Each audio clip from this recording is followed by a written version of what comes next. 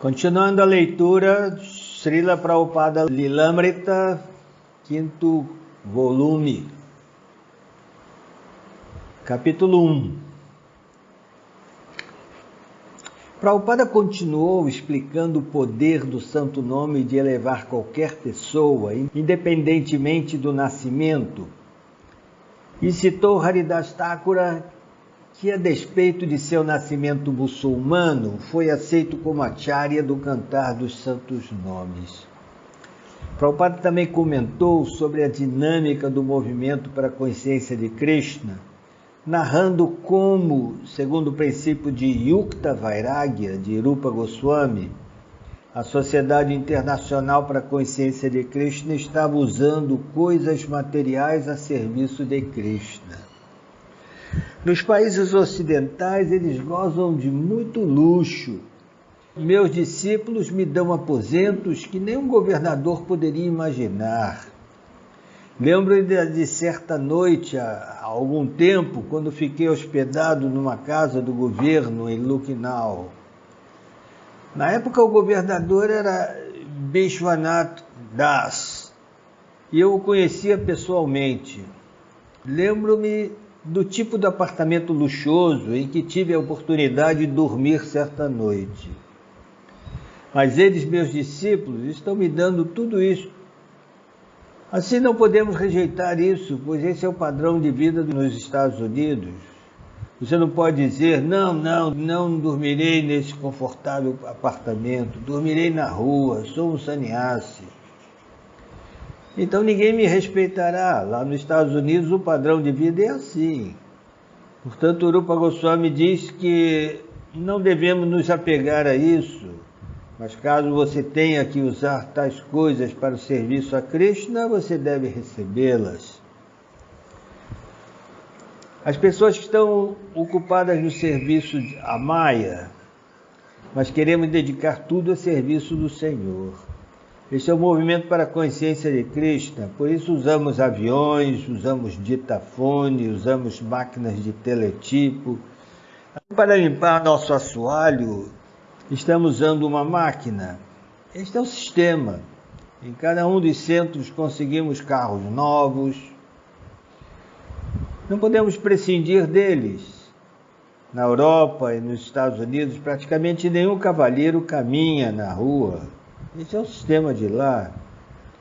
Bom, temos que usá-lo, mas não devemos apegar-nos a ele. Nosso apego deve ser só a Krishna. E para o serviço a Krishna, podemos aceitar qualquer coisa. Esse é o movimento para a consciência de Krishna.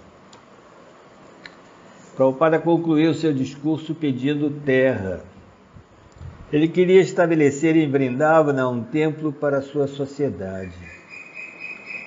Em seguida, um certo senhor S., um vendedor de peças de motor e residente de Vrindavana, ofereceu a Prabhupada um pedaço de terra que sua família reservara para algum propósito religioso digno.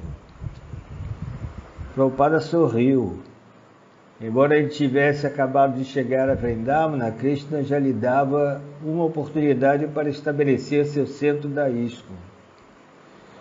Prabhupada agradeceu ao Sr. S. por ele oferecer esse serviço ao Sr. Krishna.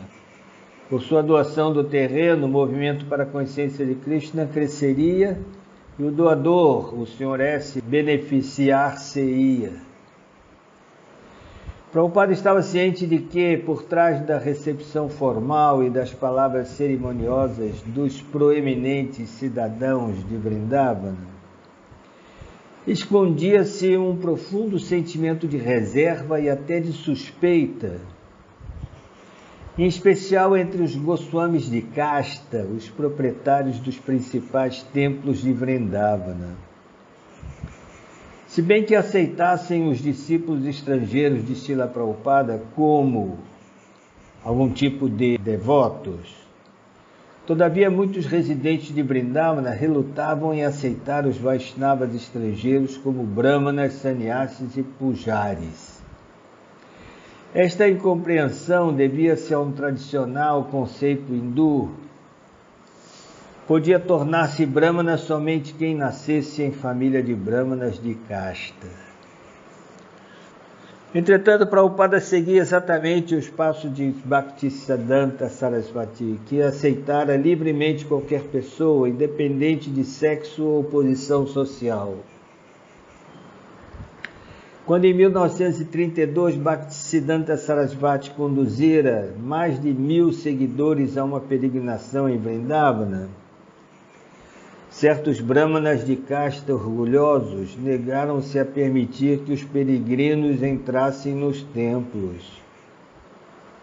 Os peregrinos foram molestados por atiradores de pedra e sofreram boicote dos lojistas.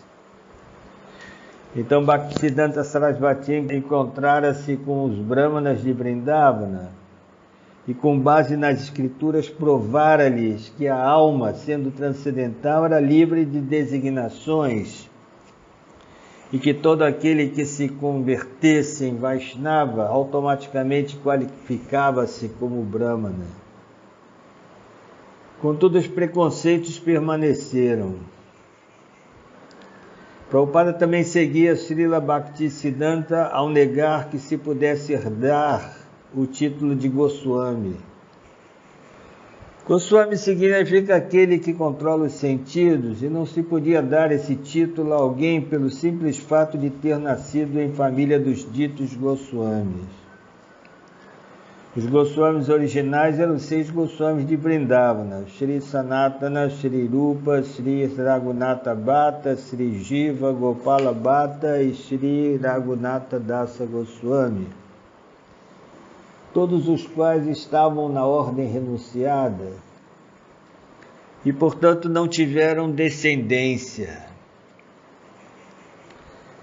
Há quase 500 anos, esses 6 Goswamis descobriram os locais de passatempos de Krishna, que Krishna realizara em Vrindavana, e construíram os primeiros grandes templos em Vrindavana. Encarregaram discípulos casados de realizar adoração à deidade em seus templos. E agora os descendentes desses sacerdotes originais reivindicavam direitos exclusivos como Goswamis de templos em Vrindavana. Prabhupada escreveu em O Néctar da Devoção sobre a luta que seu mestre espiritual travara neste particular.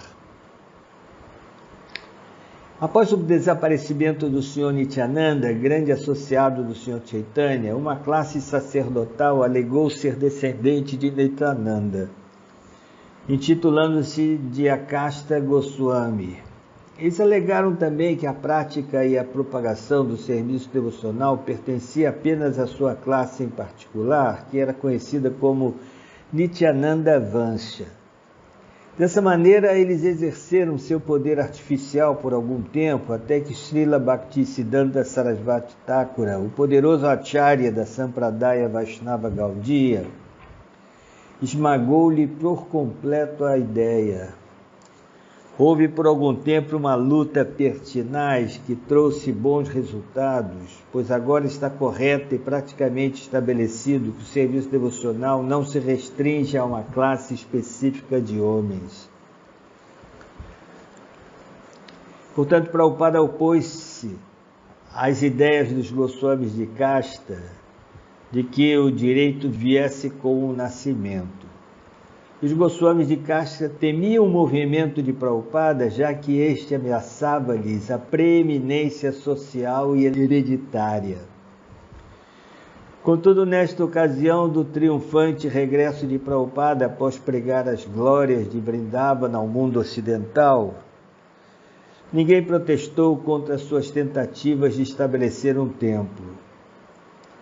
Aqueles que discordavam permaneceram calados, ou até oferecendo louvores floridos. A terra era em Ramanareti. Prabhupada observou que a propriedade nos arredores de Vrindavana localizava-se na movimentada rodovia Chatikara, uma via preferencial de acesso a Vrindavana, e uma rota de trânsito para Agra e para o Taj Mahal. A terra também era adjacente à trilha de Parikrama de Vrindavana, onde milhões de peregrinos passavam anualmente circumambulando Vrindavana e visitando seus templos e lugares sagrados. Ramanareti, literalmente a areia encantadora, era formada principalmente de florestas, com poucos ashramas e campos abandonados.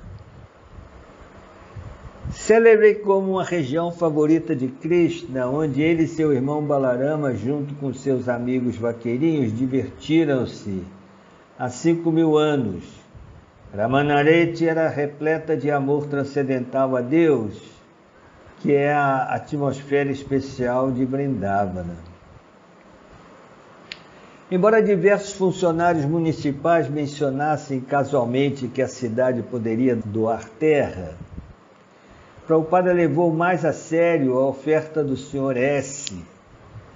O Sr. S. explicou que, embora outros sadhus houvessem pedido terras, ele e sua esposa ainda não se haviam decidido. Queriam dá-la a um grupo que construísse ali um templo de Radha Krishna o mais rápido possível. Quando Prabhupada assegurou ao Sr. S. que faria isso, o Sr. S. prometeu que a terra era agora de Prabhupada. Prabhupada ouvira tais promessas antes e frequentemente elas mostraram ser falsas. Mas considerando essa oferta como sendo séria, designou discípulos para permanecerem em Vrindavana a fim de redigirem um contrato de escrituração com o Sr. S. Nesse interim, Prabhupada levou seus discípulos a uma peregrinação para muitos dos importantes lugares sagrados de Vrindavana: Varshana, a terra natal de Srimati Radharani; Gokula, o local dos primeiros passatempos de Krishna; Radhakunda, Govardhana e os principais templos de Vrindavana. Em Govardhana, Prabhupada falou para os devotos não pisarem sobre a colina de Govardhana, nem pegarem nenhuma das pedras. A colina de Govardhana não era diferente de Krishna. Também em Govardhana, Prabhupada levou os devotos a um pequeno templo, onde mostrou-lhes a pegada de Krishna. A pegada era muito grande. Se o pé de Krishna era tão grande, os devotos admiraram-se. Então ele deveria ter tido 2,5 metros de altura. Sim, disse Prabhupada, as pessoas de então eram bem maiores. Perto de Govardhana, no Bindu Sarovara, um lago que comemora o local onde Radha e Krishna encontraram-se pela primeira vez, os devotos nadaram, enquanto Prabhupada banhava-se com baldes de água no campo próximo. Mais tarde, enquanto Prabhupada tomava praçada, os devotos tentaram afugentar alguns cães vadios, atirando pedras e gritando, mas Prabhupada interrompeu-os. Deixe-os sossegados, disse ele, e pôs-se a tirar aos cães praçada de seu prato. Em Varshana, a terra natal de Radharani, os devotos carregaram Prabhupada num palanquim, subindo os muitos degraus íngremes que iam dar no templo. No topo da colina, ele olhou em direção à colina distante. Bem ali acima, disse ele apontando, Krishna costumava descer aquela colina. Radharani subia a colina e ambos encontravam-se no meio. Havia uma floresta lá. Logo que este é um lugar muito especial, pois é o local de encontro de Radha e Krishna. Em cada local sagrado, Prabhupada sentava-se e realizava um kirtana e apresentava-se perante as deidades para prestar reverências. Então descrevia sucintamente os passatempos de Krishna relacionados com o local em questão. Dina Dayadri diz o seguinte: Os indianos nos lugares sagrados sempre acossavam Prabhupada em busca de dinheiro. Presumiam que seus discípulos, sendo americanos, eram ricos, de modo que queriam dinheiro. Prabhupada dava algo, mas havia tantos que tão logo ele dava o dinheiro a meia dúzia de outros, amontoavam-se ao seu redor, bloqueando-lhe a passagem.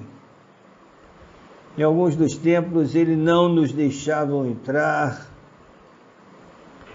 Prabhupada levou então seu grupo ao local situado ao lado do Yamuna, onde Krishna mostrara sua mãe todos os universos dentro de sua boca. Tocando na água, Prabhupada disse: é fria demais para um homem idoso como eu, mas vocês tomem banho. Colocarei algumas gotas em minha cabeça. Ele dirigiu as mulheres a um local separado para nadar, onde as mulheres indianas banhavam-se. E os homens mergulharam e puseram-se a nadar. Eles divertiram-se na água enquanto Prabhupada postava-se à margem assistindo. Subitamente Prabhupada colocou uma gamcha, caminhou até a beira do rio, borrifou um pouco de água sobre sua cabeça, então dentro da água andou até o local onde dava em seus joelhos. Os devotos ficaram alegres ao vê-lo mergulhar na água e passaram a banhar-se com eles no Yamuna, jogando água um no outro. Srila Prabhupada decidiu que permaneceria em seus aposentos na casa do Sr. Saraf, enquanto seu velho amigo Ritsaran Sharma levava os devotos aos famosos templos de Vrindavana. Entretanto, Prabhupada fez questão de ir com seus discípulos visitar o templo de Radha Damodara, onde antes de ir para os Estados Unidos em 1965, vivera diversos anos, escrevendo o Srimad Bhagavatam e a revista De Volta ao Supremo. No templo de Radha Damodara, Prabhupada comunicou aos devotos seu plano de abrir um templo da ISKCON em Vrindavana e sugeriu ao Pujari do Radha Damodara que a ISKCON utilizasse o templo de Radha Damodara. Prepararemos o templo inteiro primorosamente, disse Prabhupada, e faremos um trono de prata para a deidade. 50 a 100 homens tomarão praçada aqui. Será extraordinário. Se você quiser, poderemos fazer isso. Caso contrário, poderemos iniciar nosso próprio templo em algum outro lugar. Estamos preparados para gastar dinheiro. Se você achar oportuno gastá-lo-emos aqui. Desejamos fazer disso um grande festival em Vrindavana, pois este é o local de Jiva Goswami. Rupa Goswami e Jiva Goswami moraram aqui. Temos literatura, temos livros. Mundo afora, todos associam-se conosco. Yamuna Devidasi diz o seguinte: Sua Divina Graça deixava muito frequentemente entrever o quanto queria que seus aposentos no Radha Damodara fossem mantidos em bom estado. Ele gostava extremamente de suas dependências lá. Certa noite, durante sua permanência em Saraf Bhavam, concordou que ficaria por um período de 24 horas dentro de seus aposentos no templo de Radha Damodara. Foi uma ocasião muito excitante, a qual aguardamos com muita sofreguidão. Ele selecionou 3 ou 4 homens para junto com ele passar a noite lá no templo de Radha Damodara. O Saraf Bhavam estava a alguma distância do Sevakunja, onde localizava-se o templo de Radha Damodara. De manhã bem cedinho, caminhei pelas ruas de Vrindavana e cheguei ao templo de Radha Damodara. Vi que dentro do dormitório de Srila Prabhupada A luz saía através das treliças das janelas de pedra vermelha e das persianas de madeira. Ele caminhava de um lado para o outro e cantava. De repente, para minha grande surpresa, as persianas de madeira foram corridas e um feixe de luz clareou um pequeno canto do pátio. Prabhupada postava-se em seu quarto sob uma simples lâmpada. Ao ver-me, perguntou: como você chegou até aqui? Eu disse que havia caminhado. Oh, isso não é bom, disse ele. É muito perigoso na rua. Existem tantos cães bravios e assaltantes. Neste quarteirão, um homem matará até por uma lota, vasilha de água. Assim, por um lado, houve algum castigo de Prabhupada, mas por outro lado, ele parecia contente. Então você está cantando japa? Disse ele. Eu disse: sim, Srila Prabhupada. Ele disse: isso é muito bom, então vá ao Samadhi de Rupa Goswami e cante lá. Então, por volta das 4 horas, outros peregrinos começaram a aparecer para o programa do Arati matinal. Prabhupada veio até onde estávamos cantando e disse que esse recanto do templo de Radha-Damodara era exatamente como o eixo da roda do mundo espiritual. Era o centro. Ele pediu que seus aposentos estivessem sempre bem conservados e que fossem limpos diariamente. Radhanata diz o seguinte: eu só tivera um breve encontro com Srila Prabhupada em Bombaim, e então viera sozinho morar em Vrindavana. Morar ali por cerca de 6 meses com o povo local, e foi lá que fiquei realmente apegado à consciência de Krishna. Eu costumava meramente viver à margem do rio, com todos os babajis, uma vida muito simples. Sei que foi justamente por esse contato inicial com Prabhupada que essa semente foi plantada. Certo dia, um grande ônibus cheio de devotos americanos fazendo kirtana adentrou Vrindavana e eu pensava: oh, aqui estão eles novamente. A primeira coisa que perguntei foi: Prabhupada está vindo? E eles disseram: sim, Prabhupada está aqui, ele falará amanhã de manhã. Eu já me sentia atraído por uma porção de gurus em Vrindavana, os irmãos espirituais de Prabhupada e também devotos de outras sampradayas. Mas na manhã em que vim para a aula de Bhagavatam e ouvi Prabhupada cantando Jaya Radha Madhava, simplesmente sentei ali e ouvi. Jamais vi alguém com tanta qualidade de amor por Krishna. Todas as grandes personalidades com quem me encontrara na Índia tornaram-se insignificantes quando vi Prabhupada cantando Jaya Radha Madhava. Ele era tão sério e grave, e a qualidade de sua devoção era tão intensa. Eu simplesmente não podia acreditar nisso.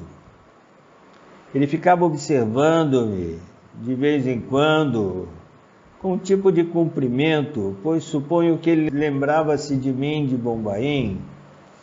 Então ele falou e glorificava Vrindavana tão bem. Ele falava sobre quão maravilhosa é Vrindavana, quão espiritual é a atmosfera, e falava sobre quão cuidadosos os devotos deveriam ser em aproveitarem-se da atmosfera. Daquele dia em diante passei a pensar: esse é meu Guru Maharaj. Só por causa da maneira como ele falou, sua aula fora tão precisa e abrangente que contivera todas as outras filosofias e todos os outros mestres que eu até então ouvira. Também pude verificar que o exemplo de Prabhupada era puro e pude ver que seus discípulos realmente abandonavam a vida pecaminosa. Costumava ir a seus darshana todos os dias embora ainda morasse na margem do Yamuna.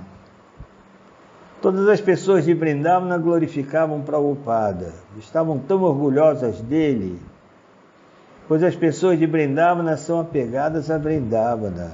Elas amam Krishna e amam Vrindavana, pois Vrindavana é o local onde Krishna vive. Esse é seu comportamento. Elas adoram a terra de Vrindavana, mas diziam que apreciavam Prabhupada. A maioria delas chamavam-o de Swami Bhaktivedanta. Elas diziam: ele é o maior dos santos, pois leva Vrindavana a todo mundo. Está tornando conhecida no mundo inteiro as glórias de Vrindavana. Então, certo dia, Prabhupada e seus discípulos foram a um ashram em Ramanarete. Cheguei lá tarde, bem na hora em que Prabhupada estava partindo.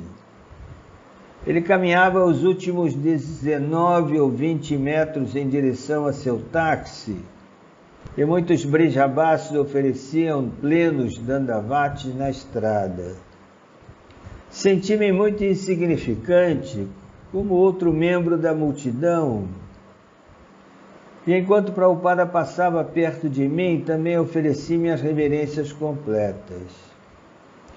Entretanto, ao erguer a minha cabeça para levantar-me, vi que os pés de Prabhupada estavam bem ali na minha frente. Pensei: oh meu Deus, Prabhupada está postado bem aqui. Ergui os olhos muito lentamente e Prabhupada estava postado bem ali, olhando direto para mim. Olhou-me nos olhos por alguns segundos, então disse: então há quanto tempo você está em Vrindavana? Eu disse: faz cerca de 6 meses, Srila Prabhupada. Aí ele olhou-me novamente com uma atitude muito séria, muito compassiva, fixando seu olhar em meus olhos.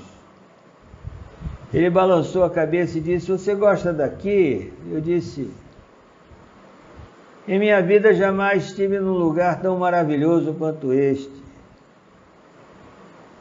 De repente, então, sua expressão séria surgiu o mais belo sorriso.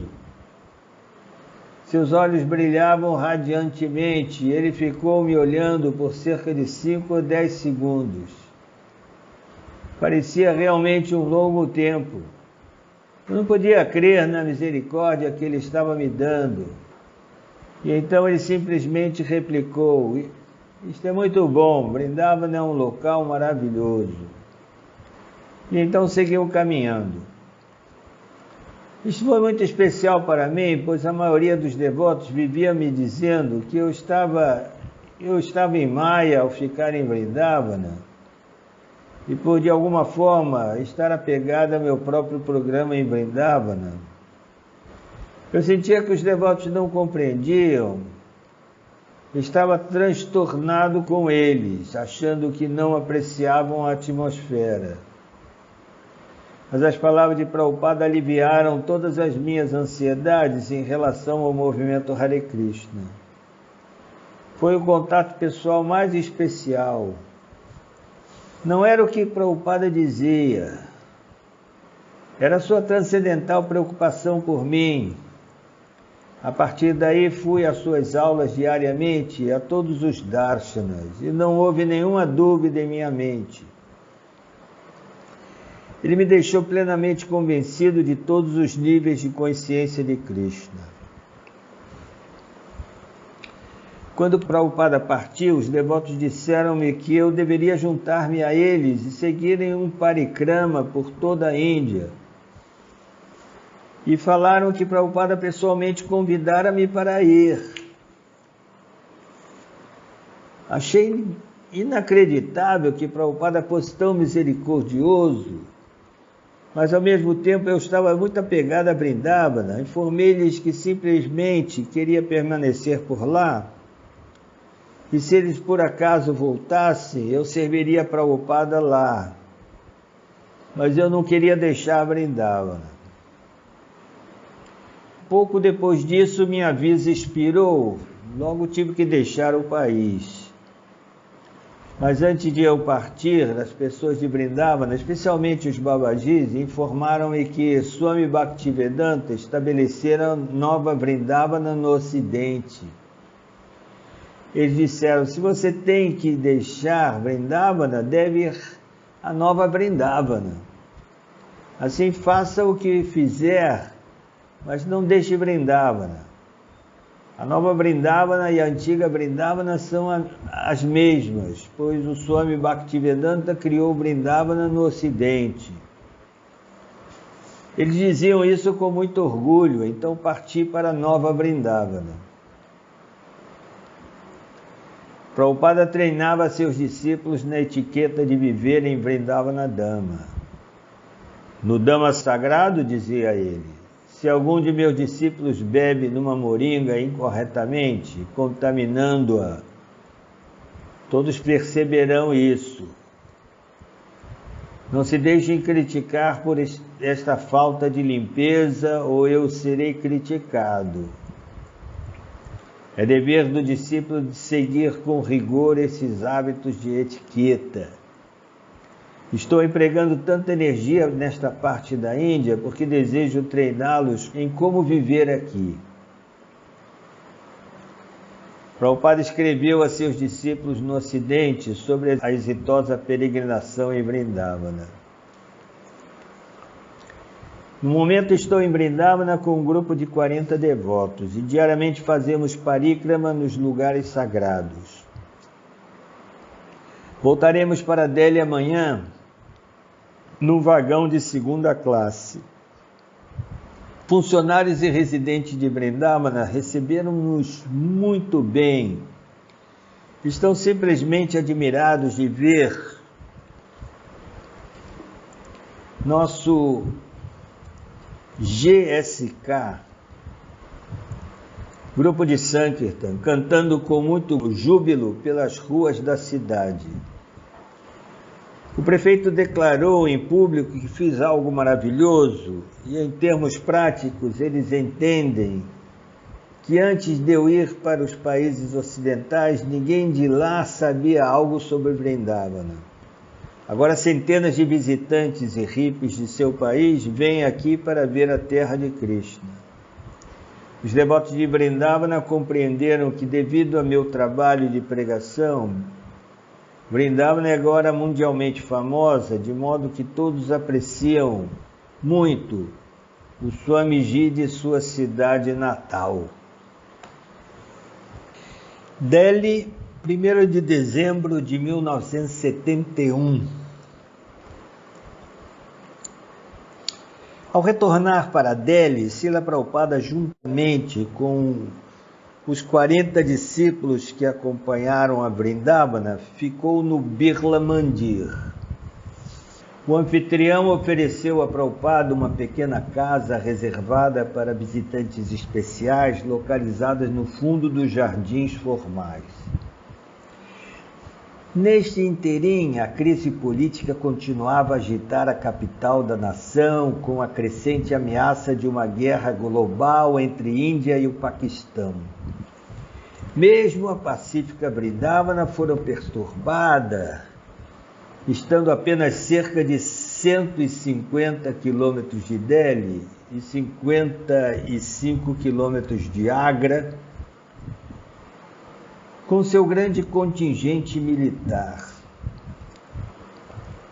Certa noite, enquanto Srila Prabhupada permanecera no Saraf Bhavan, as autoridades locais ordenaram um blackout. Srila Prabhupada e os devotos confinaram-se em seus aposentos. A eletricidade fora cortada e todos cobriram suas janelas com lençóis, de modo que não se pudessem detectar nem mesmo uma vela acesa. Não obstante, a despeito da agitação política e das ameaças de guerra, Prabhupada viera agora a Delhi para pregar. No seu segundo dia da cidade, ele visitou a embaixada americana, onde conversou com Kenneth Keating, o embaixador americano para a Índia. Srila Prabhupada explicou ao Sr. Keating a filosofia básica da consciência de Krishna, a distinção entre o corpo material e o eu, ou a alma que mora dentro do corpo. O senhor obteve esse paletó listrado, disse ele ao Sr. Keating, mas não posso chamá-lo de senhor paletó listrado. Contudo, estamos, na verdade, sendo tratados dessa maneira, identificamos-nos com esse corpo. E Prabhupada explicou a transmigração da alma através de 8 milhões e 400 milhões de espécies. Isso é muito interessante, comentou o Sr. Keating. Acredito na transmigração da alma. Isso é um fato, disse Prabhupada. Assim como essa criança está transmigrando de um corpo a outro, ele apontou para Sarasvati. Da mesma maneira, quando eu abandonar esse corpo, transmigrarei para outro corpo. Esta é uma ciência. Vejo que os rapazes e moças americanos, embora provenientes de famílias muito ricas e respeitáveis, estão se convertendo em hippies. Apesar das providências que vocês tomam para criar universidades muito grandes, eles estão ficando frustrados. Eles não mais se satisfazem em viver na opulência material. Logo, a posição atual da sociedade humana é perigosa, pois todos sentem-se insatisfeitos e confusos. Seus seguidores indianos são tantos quanto os estrangeiros? Perguntou o Sr. Keating. Sim, quanto aos indianos, todos eles aceitam Krishna como a suprema personalidade de Deus.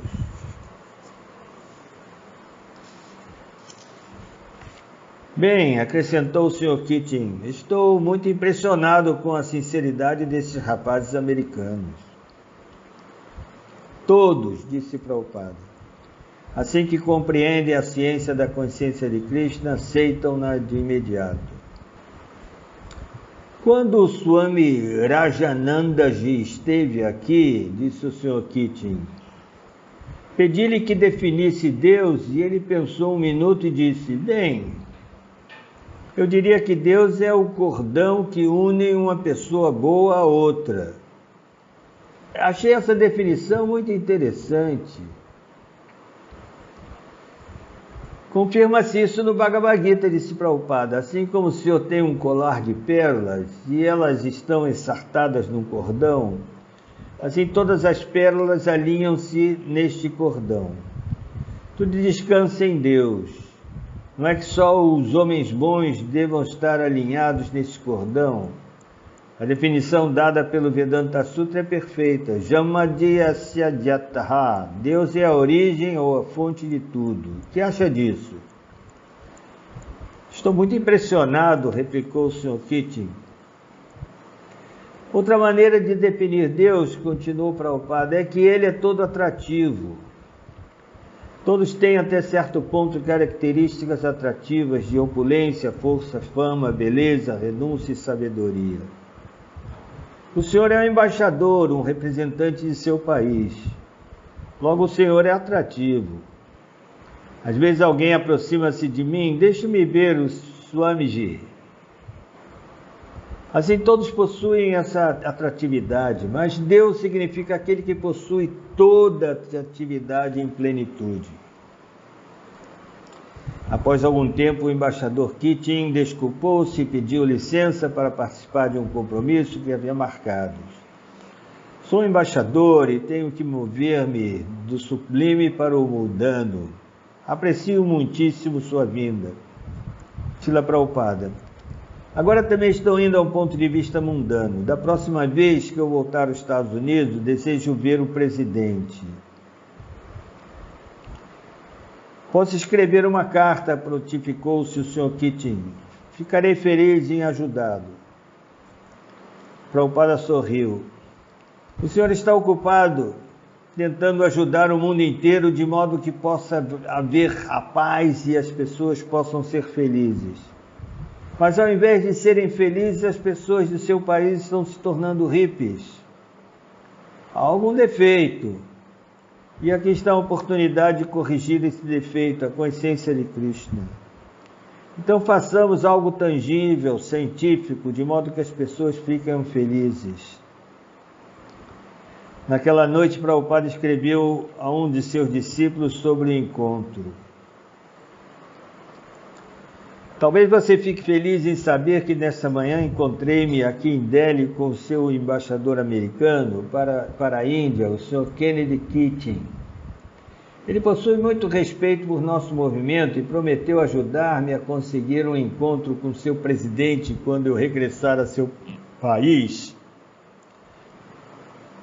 talvez no fim da primavera. Solicitei-lhe que ele ajudasse esse movimento e essa ajuda salvará de um grande perigo o seu país, convertendo hippies em happies. Quer dizer, happies quer dizer felizes. Vejamos o que pode ser feito. No dia seguinte, enquanto Prabhupada estava em sua caminhada matinal nas ruas de Delhi, ele pediu que um devoto comprasse um jornal no jornaleiro que passava numa bicicleta. Prabhupada leu as manchetes: declarada emergência, 3 aviões inimigos derrubados. Ele mandou que um devoto lesse alto. O Paquistão empreendeu um ataque maciço na frente ocidental, bombardeando 7 campos de aviação indianos e cruzando à força a linha do cessar-fogo em Punch. A primeira-ministra, em sua fala no final da noite, descreveu isto como uma guerra total desencadeada pelo Paquistão contra a Índia. Anteriormente, o presidente declarara a emergência nacional. A emergência nacional tinha implicações internacionais, com os Estados Unidos cortando os suprimentos para a Índia, apoiando o Paquistão, e China ameaçando a Índia e Rússia apoiando a Índia. Esta guerra não durará muito, disse imediatamente Srila Prabhupada. Ela logo terminará e o Paquistão perderá. Mais tarde, naquela noite, ele ouviu a fala de Indira Gandhi no rádio. Falo a vocês de um momento de grande perigo para nosso país e nosso povo. Hoje, uma guerra em Bangladesh converteu-se numa guerra na Índia. E coloca sobre mim, meu governo e o povo da Índia uma grande responsabilidade. Não temos nenhuma opção além de colocar nosso país em pé de guerra. Prabhupada não estava alarmado. A guerra não era a única dura realidade. Nascimento, morte, velhice, doença e tantos outros sofrimentos materiais eram inevitáveis, com a guerra ou sem ela. Contudo, Prabhupada continuou a acompanhar as notícias e alguns dias Shyamasundara adquiria para ele 3 ou 4 jornais diferentes. Após alguns dias no Birla Mandir, Prabhupada e seu grupo mudaram-se para um Dharmashala no distrito de Kamala Nagar, na velha Delhi. Lá Prabhupada concedeu aquilo a que mais tarde os devotos referiam-se como as palestras do blackout. Enquanto jornais pintados de preto e lençóis cobriam as janelas e aviões de combate voavam acima, Prabhupada falava à luz da vela para os seus discípulos. A propensão a lutar é muito forte nesta era de Kali, disse ele, e a população está se tornando tão pecaminosa que ela tenta acumular armas atômicas para a destruição final da humanidade. Às vezes Prabhupada pedia que um discípulo também falasse ao grupo. Nenhum convidado estava presente, pois durante os cortes de luz ninguém podia caminhar nas ruas. Em algumas noites a polícia batia na porta exigindo que os devotos apagassem até suas velas. Devido à guerra na Índia, escreveu Prabhupada em uma carta, nossos programas aqui reduziram-se e todas as noites há um corte de luz. Não só em Delhi, mas em outras partes da Índia, seus discípulos enfrentavam dificuldades em suas tentativas de pregação. Em Mayapur, o governo ordenara que os devotos deixassem a área devido à sua grande proximidade de Bangladesh. Entretanto, como Prabhupada predissera, a guerra não durou muito. Aos 17 de dezembro, Prabhupada leu as manchetes do Indian Express. Niazi rende-se. Bangladesh está livre. A Índia decide quanto ao cessar-fogo unilateral no Oeste. Prabhupada ficou contente e informou confidencialmente aos devotos que a razão pela qual a guerra terminara tão rapidamente foi devido ao monumental Sankirtana Yagya por eles realizado há um mês no Pandal. Contudo, na mesmíssima página que anunciava a vitória da Índia, lia-se como outra manchete. Primeira-ministra acusa Estados Unidos pela guerra. Indira Gandhi culpava o presidente Nixon pela guerra.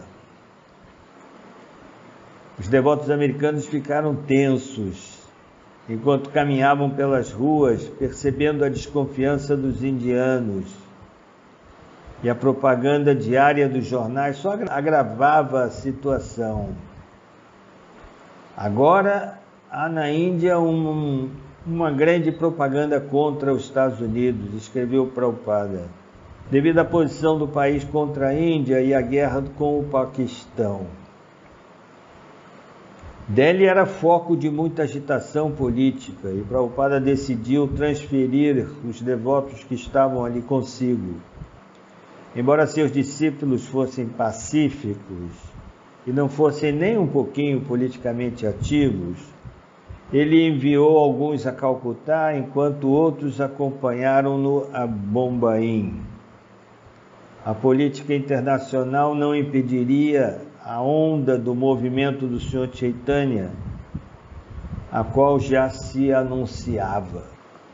Então aqui terminamos o capítulo 1.